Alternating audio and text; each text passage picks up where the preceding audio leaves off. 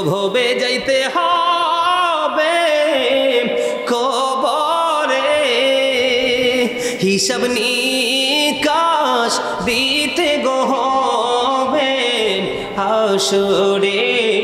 আল্লাহুম্মা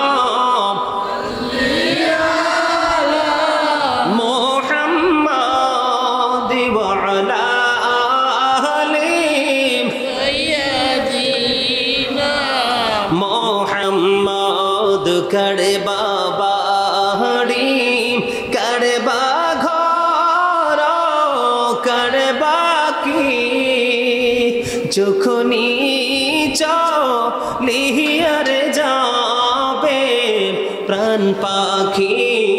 আল্লাহুম্মা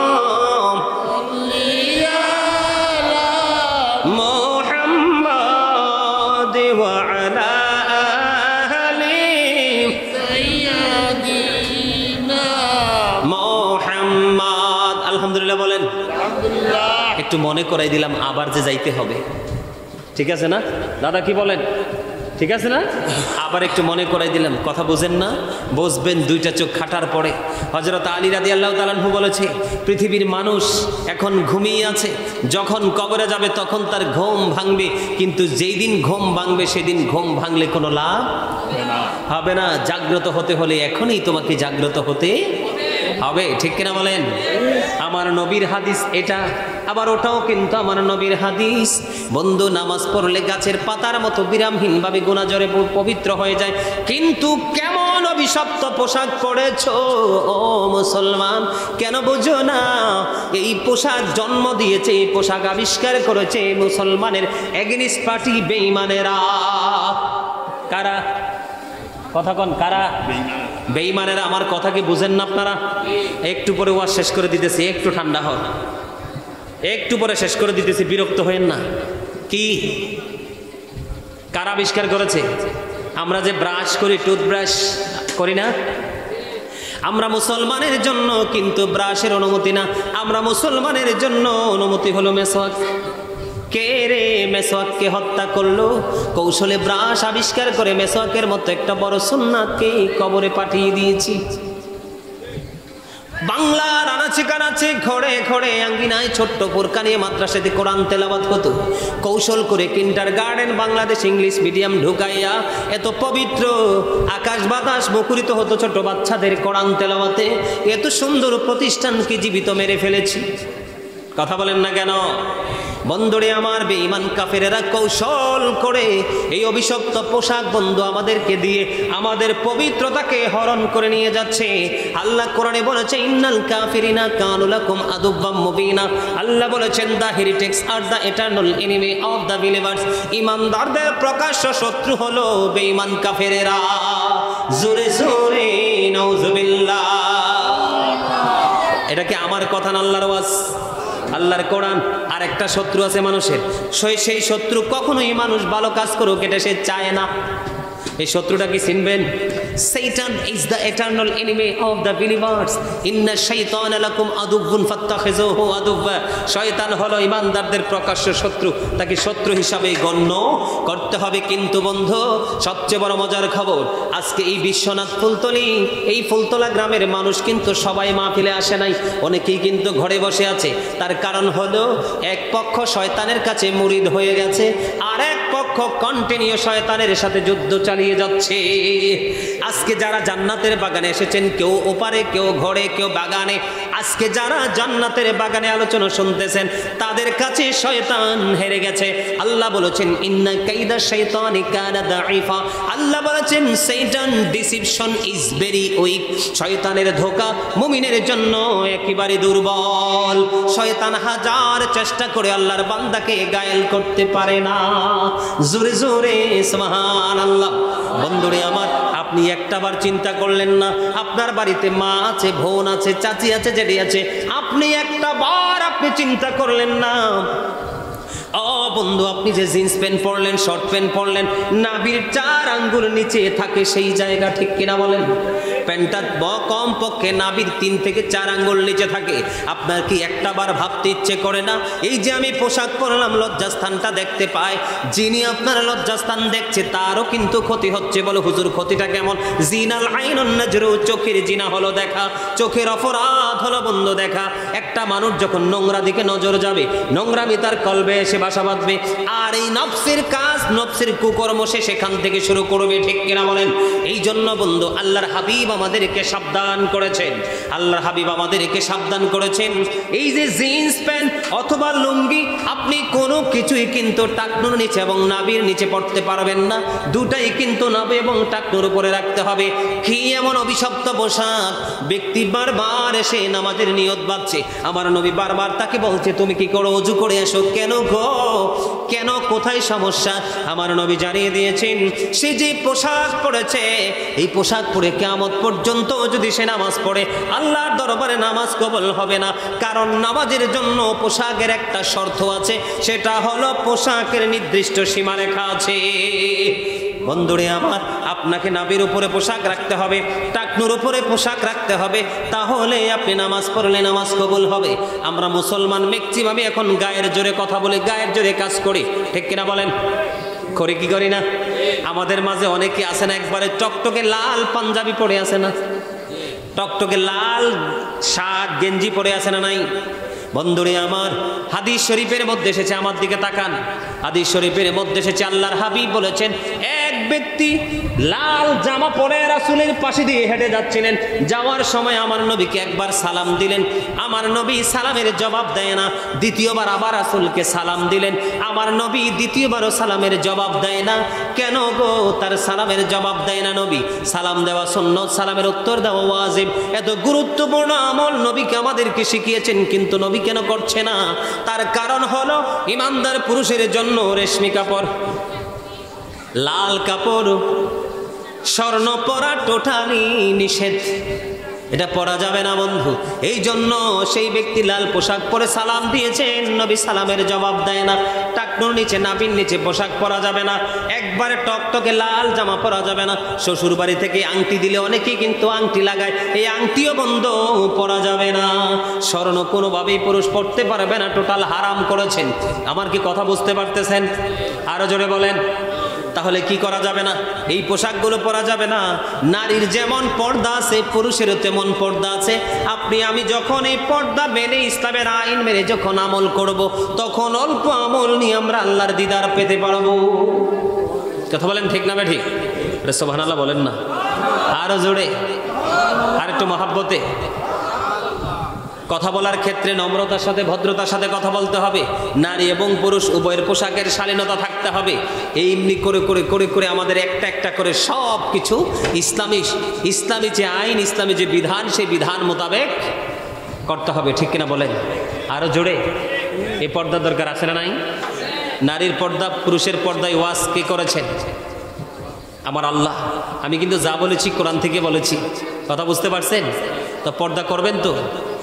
লাল জামা পরবেন, একবারে লাল, বেশি বেশি করে সাদা পরবেন, সাদা পোশাক। কোন পোশাক? বেশি বেশি করে সাদা পোশাক পরবেন। এটা রাসূলের নির্দেশ, হাদিস শরীফের মধ্যে এসেছে। একটা মানুষ মারা গেলেও দেখেন না যে সাদা কাপড় পরিয়ে তাকে দাফন করা হয়, কবরে রাখা হয়, কারণ এটা রাসূলের নির্দেশ, হাদিস শরীফের মধ্যে এসেছে। কথা কি বুঝতে পারছেন? আমার কথা বুঝে আসছে? নারীর পর্দা, পুরুষের পর্দা, বেশি বেশি করে দুরূদ, বেশি বেশি করে জিকির, 5 ওয়াক্ত নামাজ পড়বেন।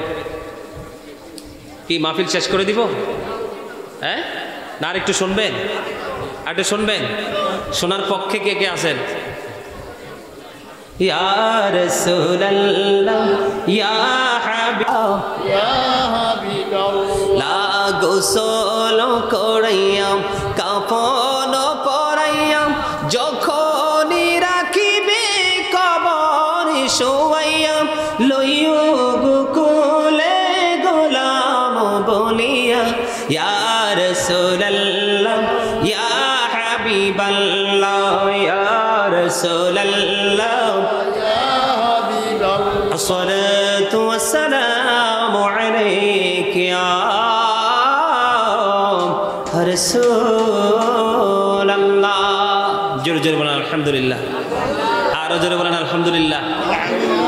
সম্মানিত উপস্থিতি, আরেকটা বিষয়ের উপরে ছোট্ট করে আলোচনা করব, কারণ অনেক বেশি বেশি করলে আপনারা সব কিছু মনে রাখতে পারবেন না। আমাদের বর্তমানে আমাদের দেশে সবচেয়ে বড় ভয়ঙ্কর একটা রূপ নিয়েছে যেই বিষয়, সেটা হলো আপনাদের এখানে আছে কিনা জানি না, বাড়ির আঙ্গিনায় গান বাদ্যযন্ত্র আসেনি? বিয়ে হইলে, সুন্নতে খাতনা হইলে কিছু বলবে? কি বলে? হ্যাঁ, আপনি কি দাওয়াত দেন ওয়াজ ফালাইয়া? আমার দিকে তাকান, আছে না নাই? আপনাদের সিলেটে তো বিশ্বনাথে আমি জানি সবচেয়ে বেশি লন্ডনই থাকে, কথা সত্য নেই? জি হয়, এটা আমার চাচা কইছে, জি হয়, ঠিক আছে না? আপনাদের সিলেটে কিন্তু ইউরোপিয়ান মানুষ বেশি না? লন্ডন, আমেরিকা, কানাডা, স্পেন, এরকম ইউরোপ কান্ট্রিগুলো, বড় বড় দেশে আপনাদের সিলেটের মানুষ বেশি। এজন্য অন্যান্য জেলার মানুষগুলো বলে দ্বিতীয় লন্ডন নাকি বাংলাদেশের সিলেট। আছে না নাই? এই গান বাদ্যযন্ত্র নিয়ে একটু কথা বলবো। এই কথা কইলে কিন্তু একেবারেই মানে উপায় থাকবে না, মন সবাই খারাপ করে ফেলবে। তারপরে বলার দরকার আছে না নাই? আরো জোরে আপনারা মুরব্বী যারা, মুরব্বীরাও তো দিই আরএফএল চেয়ারে বৈশা বৈশা গানের আসরে বৈশা বৈশা পান খায় আর মজার তালে তালে গান শোনে, ঠিক কিনা বলেন? আরো ধরে বিয়ে বাড়িতে গেলে কয় একদিন দুই দিন তো সারে, কি একদিন দুই দিন কি সারে, একদিন দুই দিন কি সারে? কথা বলেন, অন্যায় তো অন্যায়, অপরাধ তো অপরাধী। এটাকে কি একদিন আর দুই দিন, 1 ঘন্টা আর 2 ঘন্টা এরকম কিছু আছে?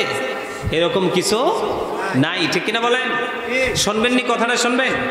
গান বাদ্যযন্ত্র বন্ধুরে আমার, আমার নবী, আপনার নবী, দু জাহানের বাদশা নবী, তিনি বলে দিয়েছেন মাঠে পানি দিলে যেমনি ফসল হয়, জমিনে পানি দিলে যেমনি জমিনে ফসল হয়, তেমনি গান বাদ্যযন্ত্র থেকে মানুষের অন্তরে নোংরামি জন্ম হয়। জোরে জোরে কন্যা নাউজুবিল্লাহ।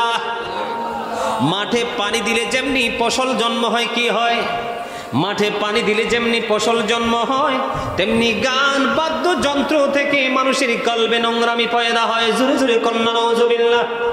অনেক মানুষ আমেরিকা থেকে এসে, লন্ডন থেকে এসে, বাংলাদেশের অনেক বড় বড় শিল্পপতিরা মাহফিলের পক্ষে নাই, হুজুরে দাওয়াত দেওয়ার পক্ষে নাই, গান বাদ্যযন্ত্র নিয়ে তারা ব্যস্ত থাকে।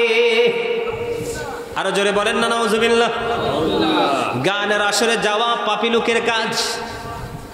কান দিয়ে গান শোনা, মন দিয়ে গান শোনা বন্ধু ফাসিকদের কাজ।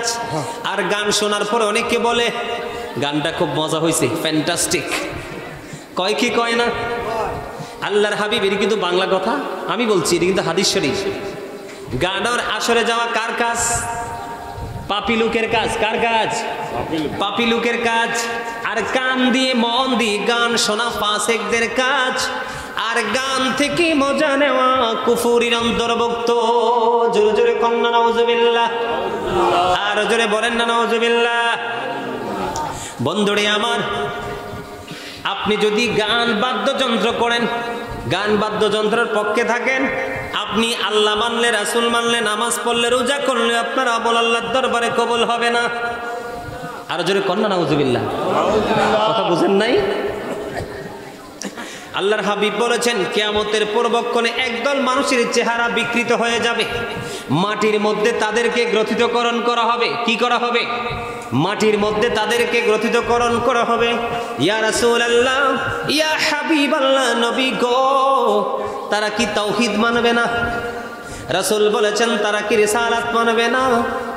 আল্লাহ রাসূল বলেছেন ওয়া ইয়াসুমুন, তারা রোজা রাখবে, ওয়া ইয়াহুজ্জুন, তারা হজ করবে, ওয়া ইউসাল্লুন, তারা নামাজও পড়বে। বন্ধুরে আমার, তারা আল্লাহ মানবে, রাসূল মানবে, নামাজ পড়বে, হজ করবে, রোজা রাখবে, তারপরেও কি তাদের এই সাজাটা বহাল থাকবে? আমার নবী বলেছেন তারপরেও তাদের এই সাজা বহাল থাকবে, কারণ তারা গানের আসর বসাবে। আরো জোরে কন্যা নাউজুবিল্লাহ। আর একটু মহাব্বতে। আল্লাহকেও মানবে, রাসূলকেও মানবে, নামাজও পড়বে, রোজাও রাখবে, হজও করবে, তারপরেও তাদের এই সাজা বহাল থাকবে। তার কারণ হলো তারা গান বাদ্যযন্ত্র প্রেমিক হয়ে তারা গানের আসর। দেখেন, বিয়ের মতো একটা পবিত্র কাজ, ফরজ কাজ, একটা ছেলে একটা মেয়ের বিয়ে হয়, বিয়ের পরে তাদের মিলন হয়, মিলনের মাধ্যমে আল্লাহ রাব্বুল আলামিন তাদের সন্তান দেয়। তা আপনি দেখেন তাদের শুরুটাই যদি হারাম দিয়া হয়, এই সন্তান কি ভালো হওয়ার সম্ভাবনা আছে? কথা কন না কেন? আরো জোরে কন্ত। তেঁতুল গাছ লাগাইলে কি হয়? তেঁতুল ধরে না? আম গাছ লাগাইলে কি ধরে? আম ধরে। ওরে বাপরে, ল্যাংরাম হইলে তো ভালোই, অনেক মজা, কিন্তু যদি টক হয় তাহলে উপায় আসেনি। বন্ধরে আমার, তেঁতুল গাছে যেমন তেঁতুল ধরে, যেমন মা বাবা তাদের সন্তানও কিন্তু এমনই আসে। আগের যুগের ছেলেদের তুলনায় বর্তমান সময়ের ছেলে মেয়েরার চরিত্র কাজকর্ম ভালো না খারাপ? কারণ এরা শুরুটাই খারাপ দিয়া। শুরুটা কি দিয়া? খারাপ দিয়া, নোংরামি দিয়া, ইসলাম বিরোধী কাজ দিয়া। দেখবেন এরার বাচ্চারা যখন দুনিয়াতে আসবে, এর বাচ্চা খাবার খায় না। দেখবেন আপনি হামদ, নাত, ইসলামী সঙ্গীত, কোরআন তেলাওয়াত দেন, দেখবেন বাচ্চা আপনার কাছ থেকে মোবাইল নিবে না। আপনি গান, টিকটক মিকটক কি আছে, নষ্টামি, সব খারাপ জিনিস আপনি বাচ্চার সামনে দেন, দেখবো আর খাইবো। খাইতে খাইতে এটার পেট এত বড় হয়ে যাবে, এটা নিজের খবরও নাই। কথা কন না কেন? আর এই জিনিস না দিলে কিন্তু সে কি করবে না? খাবার খাওয়ানো যায়। আমার কথাগুলো ঠিক না বেঠিক? আর একটা জোরে বলে না, ঠিক না বেঠিক? আপনারা যারা সামাজিকভাবে যারা দায়িত্ব পালন করছেন, সমাজের যারা নেতৃত্ব দিচ্ছেন, মুরব্বী মানুষ এবং বাবা মা সবাই মিলে এই সমাজ থেকে এই নষ্ট জিনিসটাকে দূর করবেন। আপনারা জানেন কিনা জানি না, কিছুদিন আগে আরো কয়েক মাস আগে চট্টগ্রাম ফটিকছড়িতে আপনার মসজিদের ইমাম সাহেবকে দাওয়াত দেওয়া হয়েছে। দাওয়াত দেওয়ার পরে ওই বাড়িতে ইচ্ছে মতো রাতের বেলা নাচ, গান, বাদ্যযন্ত্র, মিউজিক হইছে। এখন হুজুর বলছে এই বাড়িতে, উনি একজন মুফতি, উনি বলছেন আমি ওই বাড়িতে বিয়ে পড়াতে পারবো না। কেন না? যেখানে হারাম কাজ হয় সেখানে হালাল কাজ করার কোনো বৈধতা নেই। কথা কি বুঝতে পারছেন? যেখানে হারাম কাজ, যেই স্টেজে যেই বাড়িতে গান বাদ্যযন্ত্রের মতো হারাম কাজ হতে পারে, সেই বাড়িতে কিন্তু পবিত্র কাজ হতে পারে না। এটা ইসলামের আইন বিধানে পড়ে না। এই জন্য হুজুর বলছে যে না, তোমরা, আমি বিয়ে পড়াতে পারবো না, তোমরা অন্য কোথাও থেকে তোমরা হুজুর নিয়ে আসো। কি নিয়ে আসো? হুজুর নিয়ে আসো। পরে হুজুরকে লাঞ্ছিত করে, অপমানিত করে মসজিদ থেকে বিদায় করে দেওয়া হয়েছে। সম্মানিত উপস্থিতি, মানুষ এত বেশি নিচে নেমে এসেছে। মনে রাখবেন, কিয়ামতের যে আলামতগুলো, এই আলামতগুলোর মধ্যে অন্যতম একটা আলামত হলো the music and musical instrument will be increased. গান বাদ্যযন্ত্র বেড়ে যাওয়া। আজকে আমাদের সমাজে গান বাদ্যযন্ত্র বেড়ে গেছে। বিয়ের কথা হইলেই গান বাদ্যযন্ত্র, আপনার সুন্নতে খাতনা হইলেই, ভালো কোনো কাজ হইলেই কিন্তু গান বাদ্যযন্ত্র। ব্র্যান্ড পার্টি ছাড়া, গান বাদ্যযন্ত্র ছাড়া মনে হয় যে আমাদের কোনো কাজ কি হয় না, সুন্দর হয় না। ঠিক কিনা বলেন? এটা টোটাল হারাম, এটা টোটাল হারাম, এটা টোটাল হারাম। এটা কি কোনোভাবেই বৈধতা দেওয়া যাবে না। কথা কি বুঝতে পারছেন? এটাকে কোনোভাবেই বৈধ বলে ঘোষণা দেওয়া যাবে না। কথা কি বুঝতে পারছেন? তাহলে গান বাদ্যযন্ত্র থেকে আমরা বিরত থাকবো তো? আরো জোরে বলেন, বিরত থাকবো। আর আমরা কিন্তু মিথ্যা কথা বলি বেশি মোবাইলে। কি আসি আমি বিশ্বনাথ, এখন যদি বলে হুজুর আসেন কোথায়, হুমায়ুন চত্বর। কথা কন না কেন? এইরকম হাসতে হাসতে আমরা মিথ্যা কথা বলি না? আল্লাহর হাবিব তিনি বলেছেন, আমি আমার উম্মতগুলোকে মাজায় ধরে ধরে আমরা জাহান্নাম থেকে বাঁচাইতে চাই। আমার উম্মত আমার হাত ফসকে জাহান্নামে পড়ে যায়। নাউজুবিল্লাহ। তার মানে রাসূল বলতেছে, আমি আমার উম্মতকে দেখাই জান্নাতের রাস্তা, আর আমার উম্মত লাইন ক্রস করে চলে যায় জাহান্নামের দিকে। বন্ধুরে আমার রাসূল বলে দিয়েছেন, মানুষ হাসতে হাসতে এমন অপরাধ করে মাসরিক থেকে মাগরিব পর্যন্ত জাহান্নামের দিকে এগিয়ে যায়। তার মানে পৃথিবীর এক প্রান্ত থেকে আরেক প্রান্ত পর্যন্ত রাস্তার পার্থক্য যতটুকু আছে, ওইটুকু সম পরিমাণ সে জাহান্নামের দিকে এগিয়ে যায়। জোরে জোরে বলেন না নাউজুবিল্লাহ। এর মধ্যে একটা কাজ হলো মিথ্যা কথা বলা। আল্লাহর হাবিব বলেছেন, আপনি যদি ইচ্ছে করে একটা মিথ্যা কথা বলেন, মুখ থেকে এত বেশি দুর্গন্ধ বের হবে, ফেরেশতারা সাথে সাথে আপনার এখান থেকে আপনাকে ছেড়ে 1 মাইল দূরে অবস্থান করবে। তার কারণ কি? মিথ্যা কথা যারা বলে তাদের মুখ থেকে অনেক বেশি দুর্গন্ধ বের হয়ে আসে। জোরে জোরে কন্যা নাউজুবিল্লাহ। আরো জোরে বলেন নাউজুবিল্লাহ। এই আমাদের মাঝে এত সমস্যা, এত ঝামেলা থাকার একটা মাত্র কারণ, সে কারণ হলো আমরা রাসূলকে ফলো করতে জানি না। আপনি কোরআন বুঝতে হলে, হাদিস বুঝতে হলে, ইসলাম সম্পর্কে পরিপূর্ণভাবে জানতে হলে আপনি রাসূলকে চিনতে হবে। আপনি যদি রাসূলকে চিনতে না পারেন, রাসূলকে যদি বুঝতে না পারেন, তাহলে কোনোভাবেই কিন্তু আপনি কোনো আমল দিয়ে আপনি সফলতা অর্জন করতে পারবেন না। ঠিক কিনা বলেন? আরো জোরে। তাবারক রেডি না? তাবারক রেডি তো? মানুষের ফিলিংস নাই, শেষ করে দিই। মিলাদ কেমন করে? হ্যাঁ, দুইটা গজল গাইতা, গজল গাইলে হাত দিয়া লাগবে তো।